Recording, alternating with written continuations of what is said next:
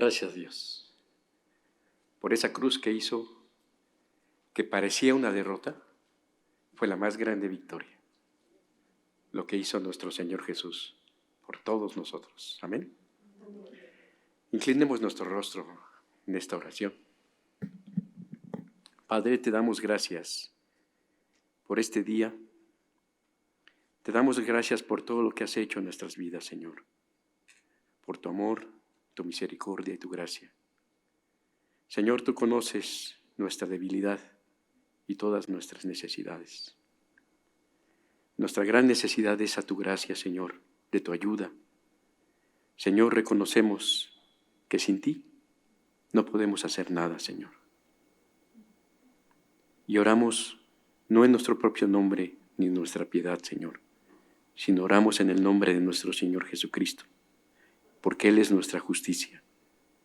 Ante tu trono, ante tu presencia, Él es nuestra única justicia y nuestra victoria. Fuera de Él no tenemos nada, Señor, no necesitamos nada. Y por ello, Señor, y por tu iglesia te pido que me ayudes en mi debilidad, porque aquí, Padre Santo, que estamos ante tu trono, donde tenemos nuestra seguridad, donde tenemos nuestro resguardo y nuestra paz. En el nombre de Cristo Jesús te lo pedimos. Amén. Muy bien, mis hermanos.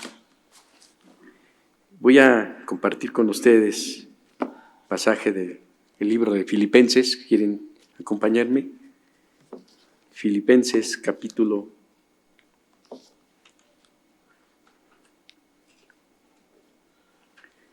3. Voy a tomar algunos versículos empezando desde el versículo 3.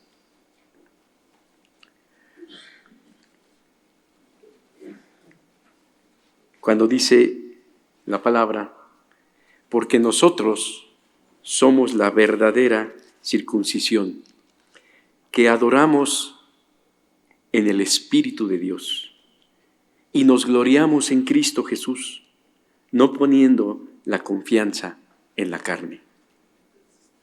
Pero voy a saltar unos versículos, pero todo lo que para mí era ganancia, decía el apóstol, lo he estimado como pérdida por amor de Cristo.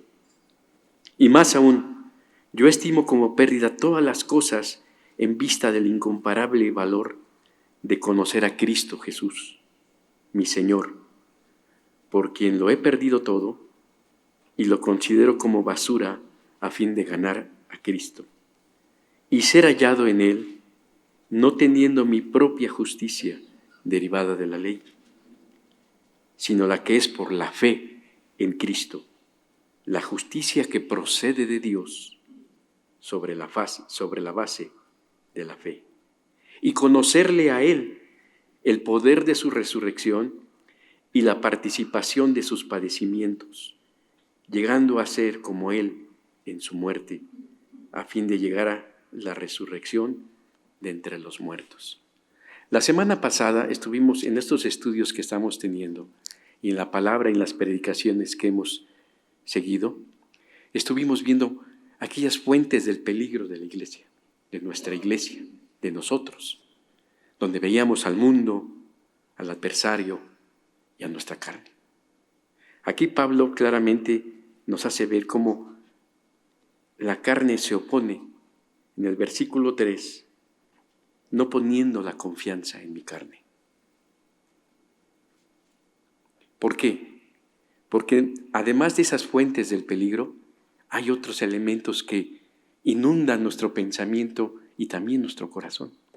Las consideraciones que tenemos acerca de lo que es la victoria y la derrota. Hoy en día estamos inundados de una filosofía que el mundo ha implantado en nuestros corazones y en nuestros pensamientos. Nos educan desde pequeños a tener consideraciones acerca de ser siempre exitosos, a toda costa, en todo momento. Pero es algo extraño, porque yo no conozco a nadie, como dice también el autor de nuestros estudios, que sea exitoso siempre, en todo momento y en todo instante. Sin embargo, esa es la exigencia que se nos pide a nosotros y a todos. Eso es el mundo. Lo difícil de entender es que esta filosofía mundana haya penetrado o esté presente dentro de nuestra iglesia.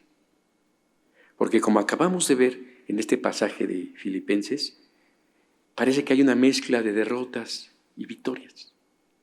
Dice Pablo que él lo tiene todo como pérdida, ¿no? Pero no pongo mi confianza en la carne. Es decir, la concepción que se tiene dentro del cuerpo y de la iglesia de Dios no es para nada semejante a la que se tiene en el mundo y la que el adversario quiere implementar en nuestros corazones. Quiero que leer el pasaje que usamos la vez pasada para nuestros estudios y vean cómo lo dice, es el Salmo 18:1. Me gustaría que lo leyéramos nuevamente y vean lo que expresa aquí David. Pero veamos las circunstancias en las que vivió David cuando expresó este salmo, inspirado por el Espíritu Santo. Dice, Salmo 18, versículo 1, Te amo, oh Jehová, fortaleza mía. Jehová, roca mía y castillo mío, y mi libertador. Dios mío, fortaleza mía, en Él confiaré. Mi escudo y la fuerza de mi salvación, mi alto refugio. Invocaré a Jehová, quien es digno de ser alabado, y seré salvo de mis enemigos. ¿Cuándo escribió este salmo David? ¿En qué momento se inspiró para expresar esto a Dios?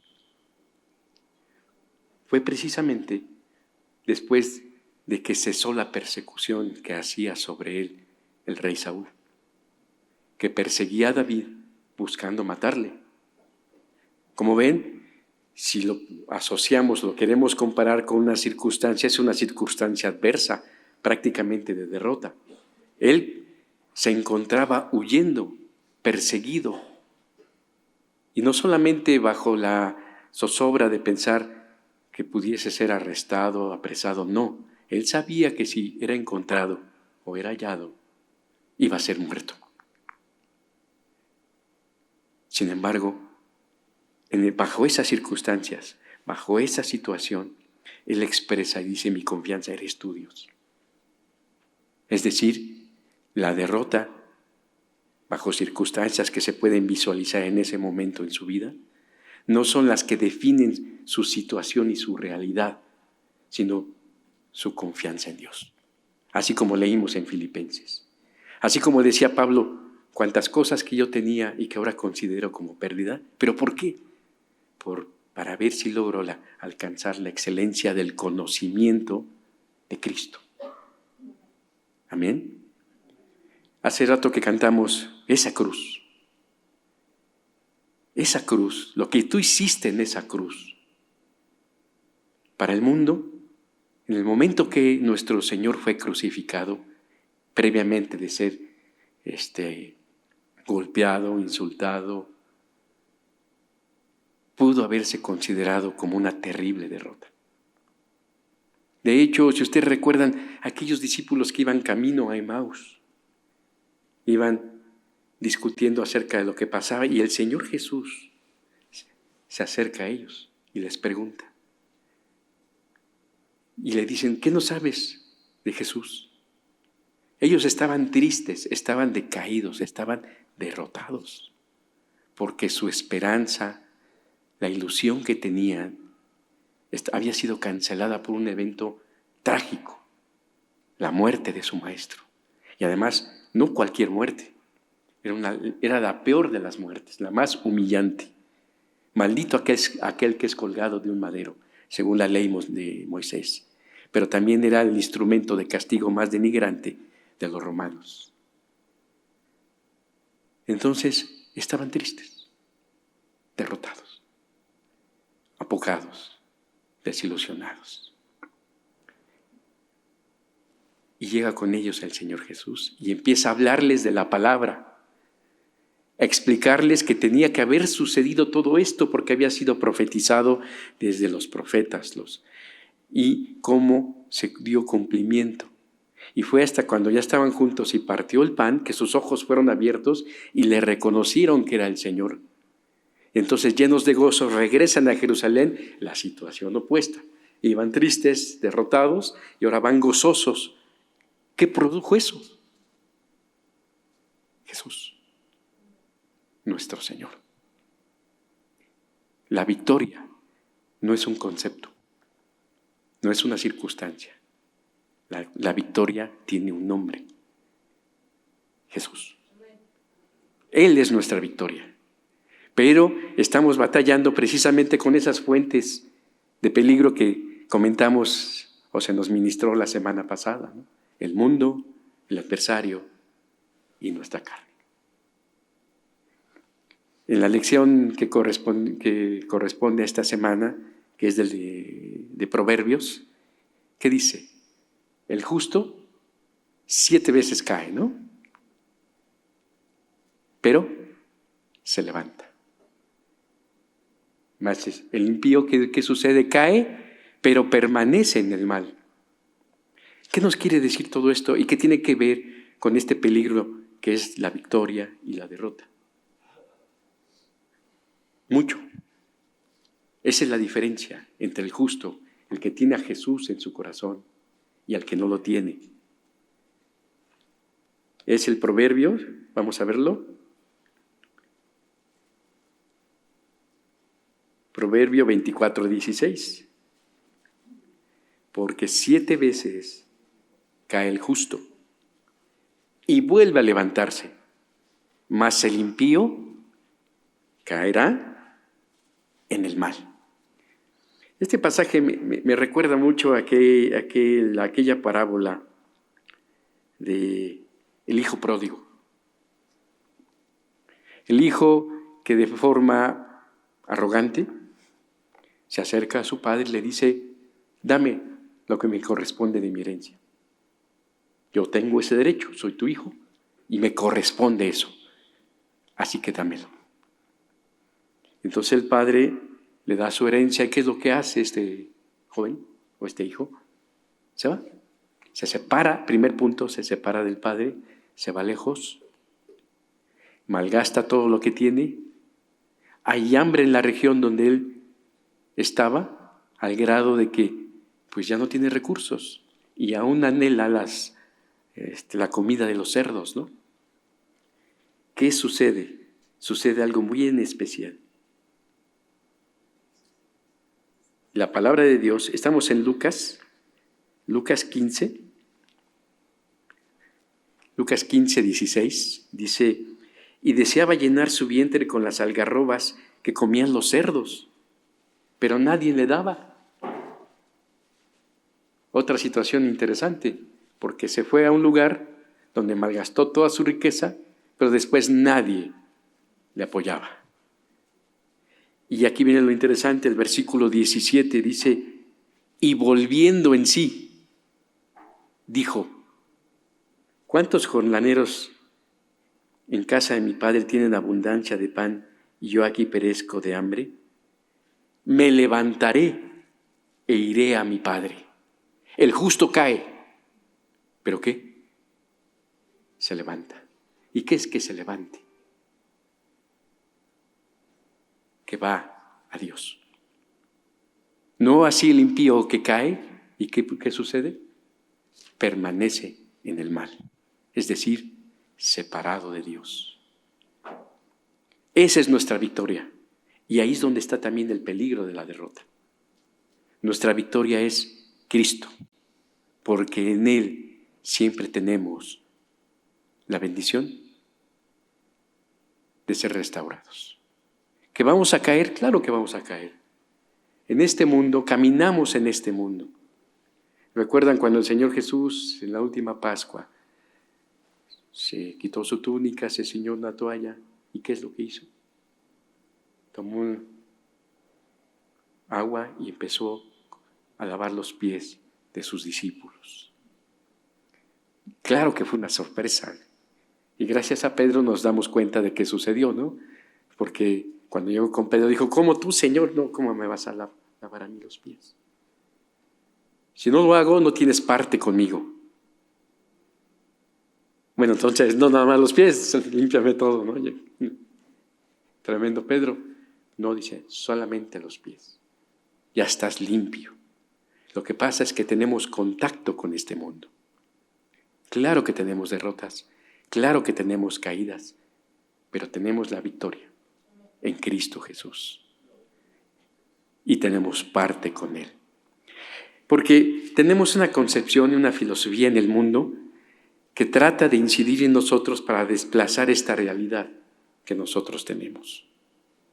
La victoria, como lo ve el mundo, es un acto de supremacía.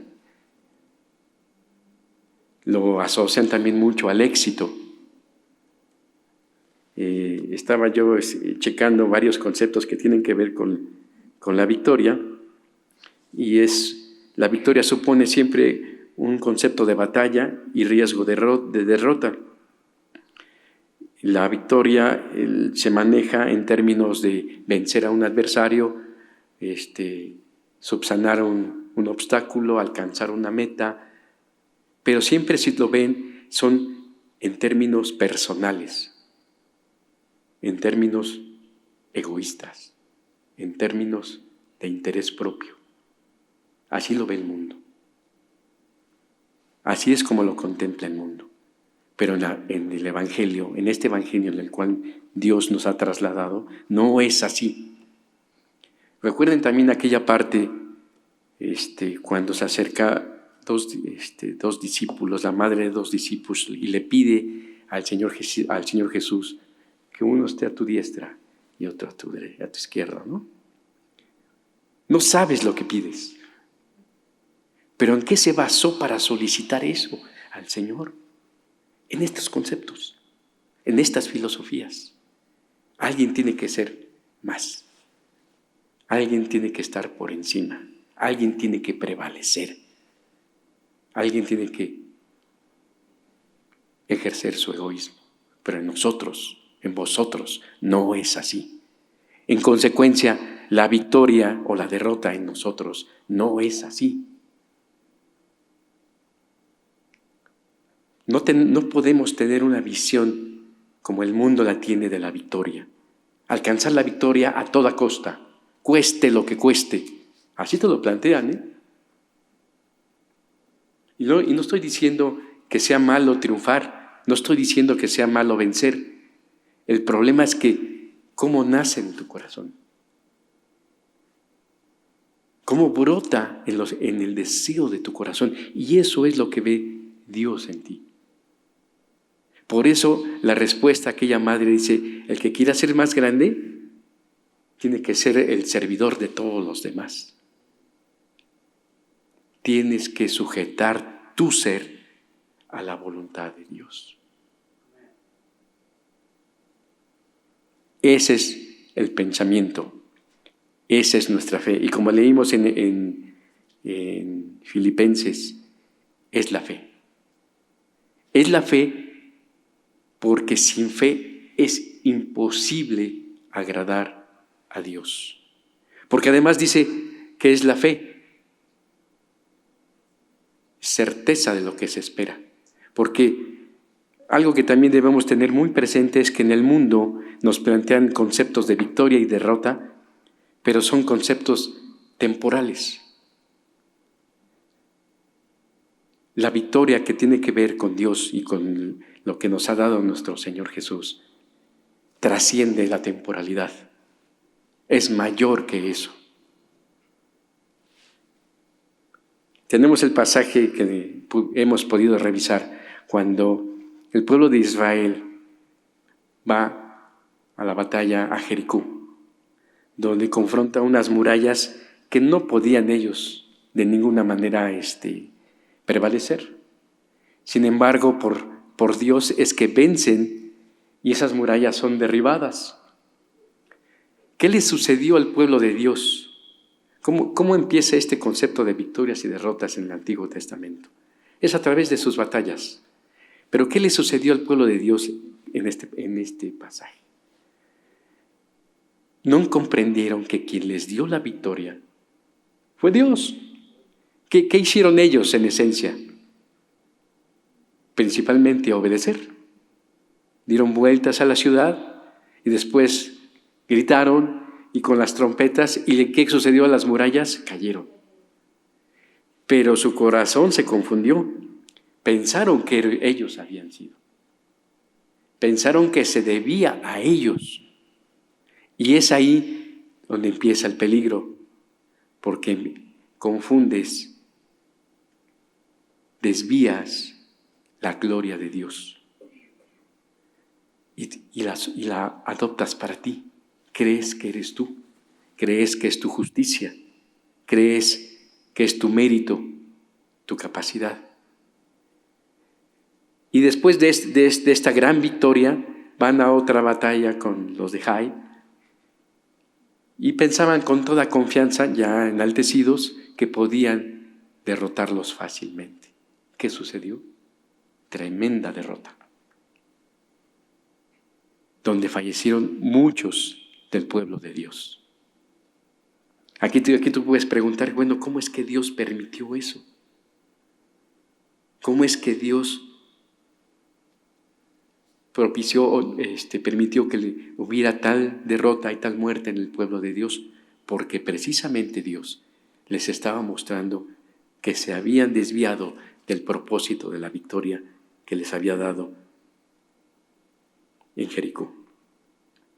¿Amén? Muy bien.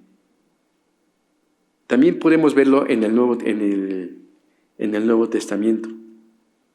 Aparte de la parábola del hijo pródigo,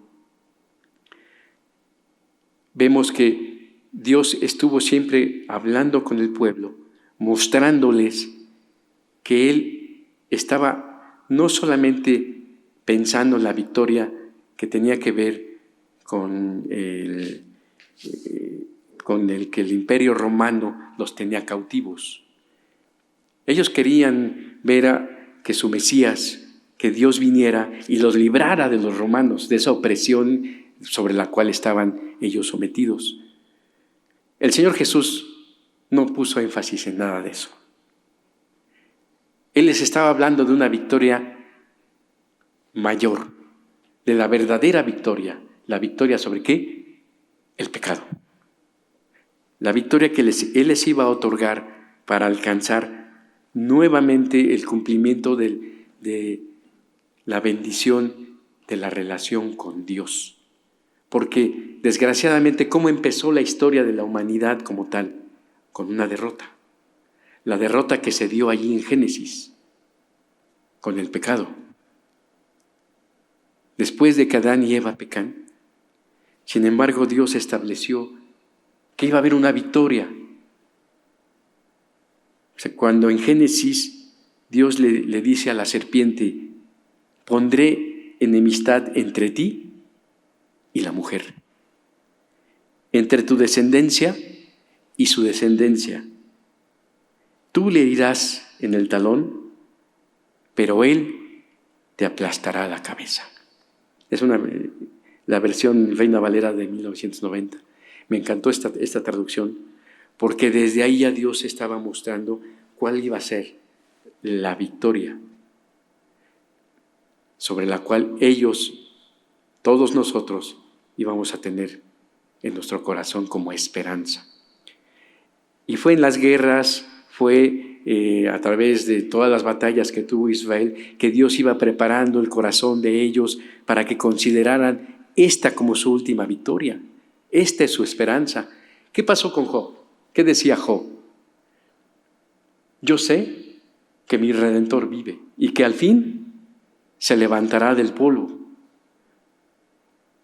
Está hablando, esa es su victoria. Pero ellos, ¿cómo la veían? La contemplaban al futuro. Nosotros ya tenemos esa victoria a través de Cristo Jesús, nuestro Señor. ¿Qué sucede ahora? ¿Qué sucede con toda la problemática que nos representa el mundo? Que de alguna manera nos está llevando a una confusión que lo que busca es que el hombre desvíe la atención de lo principal. Que nosotros podemos en todo momento acercarnos a Dios. El justo caerá, pero se levantará. ¿Qué nos dice la primera carta de Juan? Que si confesamos nuestros pecados, Él es fiel y justo para perdonarnos. Ya con eso sería suficiente. Mas no es así, porque Dios da mucho más de lo que le pedimos. Sino, dice, además, limpiarnos de toda maldad. ¿Se acuerda cuál es la segunda parte del versículo de Proverbios? El justo cae, 7 veces cae, pero se levanta. Mas el impío cae, ¿y dónde permanece? En el mal. Si confesamos nuestros pecados, Él es fiel y justo para perdonarnos y limpiarnos de toda maldad. Es decir, también como dice el libro de Proverbios, la senda del justo es como la luz de la aurora, que va en aumento hasta que el día es perfecto. ¿Han visto la luz de la aurora? Realmente ni parece luz. Es muy tenue. Todavía es oscuro. Pero como dice, va creciendo, creciendo, avanzando y avanzando hasta que el día es perfecto. Nosotros estamos caminando hacia la estatura de un varón perfecto. Esa es nuestra victoria. El justo cae, pero se levanta. El problema del pecado ya Dios lo ha tratado y lo ha solucionado. ¿Vas a caer? Sí. Levántate. No permitas que la derrota provoque en ti un abatimiento. No permitas que la derrota cree en ti una separación y que el mal haga presa de ti. Pero tampoco permitas que la victoria cree en ti un corazón soberbio, altivo. Porque entonces Dios, que es justo y fiel, hará cumplir lo que su palabra dice. Porque antes del quebrantamiento, ¿qué sucede? Es la soberbia. Ahora bien, Dios nos ha dado grandes y maravillosas promesas a través de la palabra de Dios. Es en ellas donde nosotros podemos encontrar, o donde encontramos y tenemos las bendiciones que nos otorga Dios para poder transitar en este mundo, donde la principal bendición o don que nos ha dado Dios es su Espíritu Santo. ¿Os conviene, nos dijo el Señor, que yo me vaya? Porque si yo me fuere, vendría el Consolador, el Espíritu Santo, que Él os recordará todo lo que os he dicho. Tenemos la palabra de Dios y en ella, escudriñemos en ella, porque en ella encontramos la voluntad de Dios. Pero también la palabra dice que la guardemos, que guardemos esta palabra. ¿Por qué es necesario que diga que guardemos esta palabra? Porque es precisamente el Espíritu Santo quien toma de ahí y nos guía. Lámpara es a mis pies tu palabra. No nada más es un ejercicio de memorizar, es un ejercicio de andar. ¿Se acuerdan cuando veíamos Efesios 4? ¿Cuántas veces Pablo decía, os ruego que andéis, andad en amor, ¿no? Andad en el vínculo de la paz, caminemos, practiquemos. Ahí está nuestra victoria. Yo estoy con vosotros todos los días, dice el Señor, hasta el fin del mundo. Este mundo ya ha sido juzgado y este mundo ya ha sido condenado. Y al príncipe de este mundo también. Entonces ya no podemos depositar confianza alguna en el mundo. Ya toda nuestra confianza debe ser plena en nuestro Señor Jesucristo. Amén. Mucha gente dice, en varios dichos populares, ya saben, que dicen, es que nosotros pues nada nos vamos a llevar, ¿no? Venimos con nada de este mundo y nos iremos con nada de este mundo. Déjenme decirles que no es así. Podemos llevarnos mucho de este mundo. Porque si caminamos con Dios, si caminamos en su palabra y en su voluntad, primero viviremos en victoria. Conoceremos a nuestro Dios, recibiremos coronas, recibiremos bendiciones, seremos llamados hijos de Dios y alcanzaremos la vida eterna. ¿Cuál es nuestra victoria? Porque todo lo que es nacido de Dios vence al mundo. ¿Y cuál es nuestra victoria que ha vencido al mundo? Nuestra fe. Nuestra fe. Porque sin fe es imposible agradar a Dios. Pero Dios es el que nos ha otorgado la fe, porque es don de Dios. Y la fe viene por el oír la palabra de Dios. Entonces, tenemos un camino que Dios ha dispuesto para todos nosotros y para nosotros como iglesia. Es un camino en el cual contrasta con este mundo, con lo que el mundo nos está manejando como victoria y como derrota, con su temporalidad, porque hay victorias que sí te puede ofrecer el mundo. ¿Recuerdan en esa tentación cuando Satanás se acercó a nuestro Señor Jesús? La tercera tentación fue mostrarle todos los reinos de este mundo. ¿Y qué? Y su gloria. Y lo que le solicitó es, te los doy si tú, postrado, me adoras. Porque en la concepción del mundo la victoria tiene que ver con la gloria. En el Imperio Romano, en los eventos, en las batallas, cuando ganaban o cuando había competencias, al que ganaba lo coronaban con unas laureles, algo así, ¿no? Y recibía gloria, hasta adoración. Entonces, la victoria para ellos representaba gloria. Nosotros no tomamos gloria, la damos para nuestro Señor Jesucristo. Esa es la diferencia. Él es nuestra victoria, Él es nuestra gloria. Y Él es nuestra esperanza, porque Él ha vencido la última batalla. La gloria completa es de nuestro Señor Jesús. Y Dios, que le levantó de los muertos, nos ha levantado también con Él. Y recibiremos cuerpos incorruptibles, transformados, para que podamos permanecer y contemplar toda su magnificencia y su gloria. Esa es nuestra esperanza. Y teniendo esta esperanza en nosotros, nos purificamos en Cristo Jesús.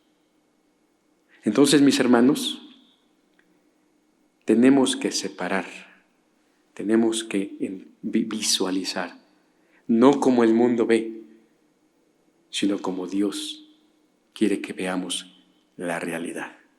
¿Se acuerdan cuando el Señor Jesús les empezó a decir a sus discípulos que era necesario que padeciese por los ancianos, por los maestros, por los sacerdotes y que aún muriese? Se acercó Pedro con un corazón humano. Señor, que no te suceda tal cosa. ¿Por qué? La respuesta fue tremenda del Señor Jesús. Apártate de mí, Satanás. Porque Pedro, estás pensando no como Dios piensa, sino como el hombre piensa. Esa es la estrategia del enemigo. ¿Y qué usa el enemigo? El mundo, tu carne y toda su seducción. Nuestra victoria tiene nombre: Cristo Jesús. No necesitamos más. Y es más aún todo aquello que implique o que sugiera que se requiere algo más, es la mayor de las maldades. La plenitud, la victoria, la gloria es de nuestro Dios. Amén. Que Dios les bendiga, mis hermanos. Tenemos una semana por delante. Demos gloria y honra a Dios por cada acto que tú hagas. No importa por cuán pequeño sea o cuán grande sea. No importa si es algo que solamente te incide en ti o incide en varios. Tú siempre busca que sea reconocida y dada la gloria a nuestro Dios. Y entonces el Dios de paz, que nos da su paz, no como el mundo la da, que sobrepasa todo entendimiento y que mantendrá tu corazón y tu entendimiento guardado en Él. Él es el que te guiará, Él es el que te encaminará en ese camino y senda que es una senda de paz y santidad. Gracias. Oremos, mis hermanos. Padre Santo, te damos muchas gracias nuevamente esta mañana, porque podemos ver, Señor, y declarar y reconocer y alegrarnos y gozarnos y regocijarnos en ti, porque tú eres nuestra victoria, Señor. Porque tú eres, Padre Santo, el que nos ha rescatado, el que nos ha dado la vida y en quien tenemos todo, Señor. Gracias por permitirnos esta comunión entre nosotros y contigo, con tu palabra, con tu Espíritu. En el nombre de Cristo Jesús, Señor, te lo agradecemos. Amén. Que Dios les bendiga, mis hermanas.